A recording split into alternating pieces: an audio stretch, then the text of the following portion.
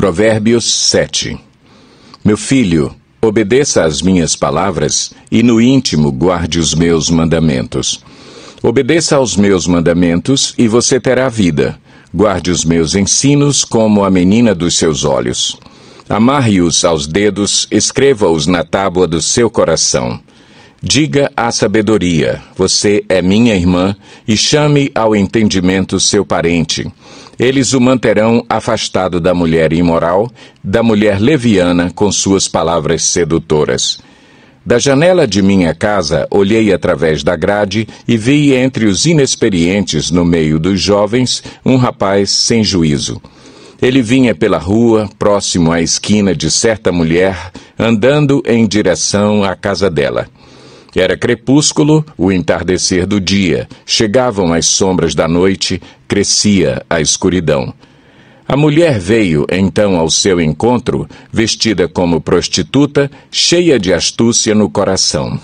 Ela é espalhafatosa e provocadora, seus pés nunca param em casa.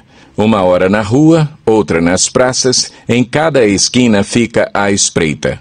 Ela agarrou o rapaz, beijou-o e lhe disse descaradamente: tenho em casa a carne dos sacrifícios de comunhão que hoje fiz para cumprir os meus votos. Por isso saí para encontrá-lo. Vim à sua procura e o encontrei. Estendi sobre o meu leito cobertas de linho fino do Egito. Perfumei a minha cama com mirra, aloés e canela. Venha, vamos embriagar-nos de carícias até o amanhecer. Gozemos as delícias do amor. Pois o meu marido não está em casa. Partiu para uma longa viagem. Levou uma bolsa cheia de prata e não voltará antes da lua cheia. Com a sedução das palavras, o persuadiu e o atraiu com o dulçor dos lábios.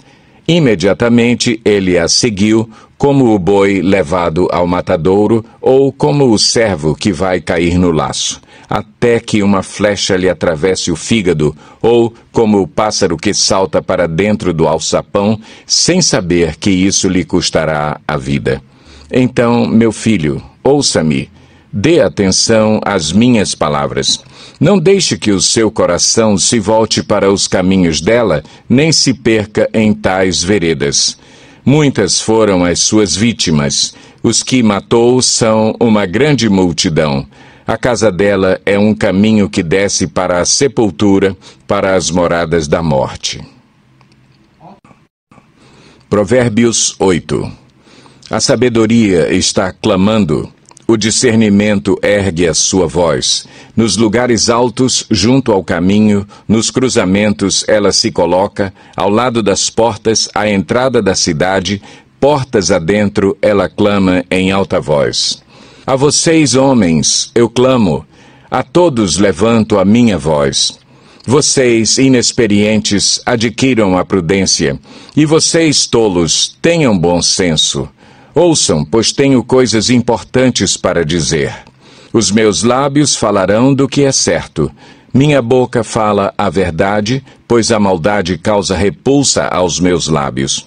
Todas as minhas palavras são justas, nenhuma delas é distorcida ou perversa.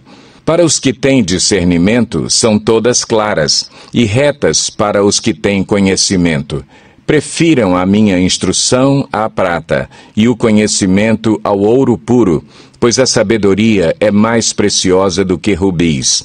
Nada do que vocês possam desejar compara-se a ela. Eu, a sabedoria, moro com a prudência e tenho o conhecimento que vem do bom senso. Temer o Senhor é odiar o mal. Odeio o orgulho e a arrogância, o mau comportamento e o falar perverso. Meu é o conselho sensato.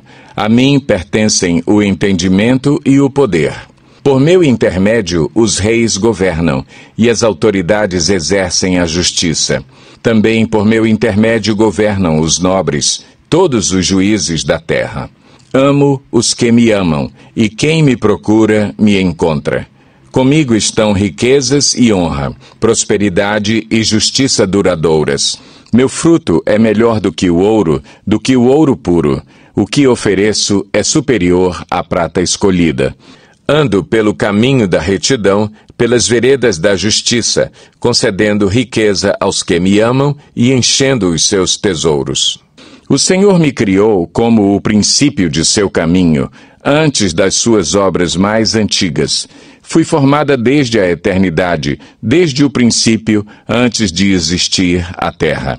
Nasci quando ainda não havia abismos, quando não existiam fontes de águas. Antes de serem estabelecidos os montes e de existirem colinas, eu nasci. Ele ainda não havia feito a terra, nem os campos, nem o pó com o qual formou o mundo. Quando ele estabeleceu os céus, lá estava eu.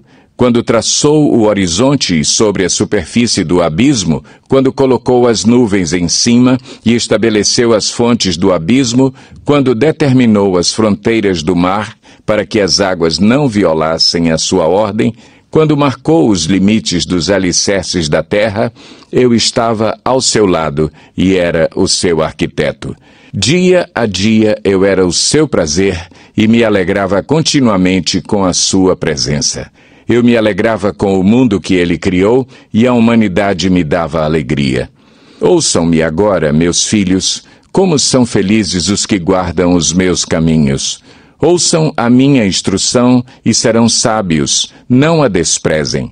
Como é feliz o homem que me ouve, vigiando diariamente à minha porta, esperando junto às portas da minha casa. Pois todo aquele que me encontra, encontra a vida e recebe o favor do Senhor. Mas aquele que de mim se afasta, a si mesmo se agride. Todos os que me odeiam amam a morte. Provérbios 9. A sabedoria construiu sua casa, ergueu suas 7 colunas, matou animais para a refeição, preparou seu vinho e arrumou sua mesa. Enviou suas servas para fazerem convites desde o ponto mais alto da cidade, clamando: venham todos os inexperientes. Aos que não têm bom senso, ela diz: venham comer a minha comida e beber o vinho que preparei. Deixem a insensatez e vocês terão vida. Andem pelo caminho do entendimento. Quem corrige o zombador traz sobre si o insulto. Quem repreende o ímpio mancha o próprio nome. Não repreenda o zombador, caso contrário, ele o odiará. Repreenda o sábio e ele o amará. Instrua o homem sábio, e ele será ainda mais sábio. Ensine o homem justo, e ele aumentará o seu saber. O temor do Senhor é o princípio da sabedoria, e o conhecimento do santo é entendimento. Pois, por meu intermédio, os seus dias serão multiplicados, e o tempo da sua vida se prolongará. Se você for sábio, o benefício será seu. Se for zombador, sofrerá as consequências. A insensatez é pura exibição, sedução e ignorância. Sentada à porta de sua casa, no ponto mais alto da cidade, clama aos que passam por ali seguindo o seu caminho. Venham todos os inexperientes. Aos que não têm bom senso, ela diz: a água roubada é doce e o pão que se come escondido é saboroso. Mas eles nem imaginam que ali estão os espíritos dos mortos, que os seus convidados estão nas profundezas da sepultura.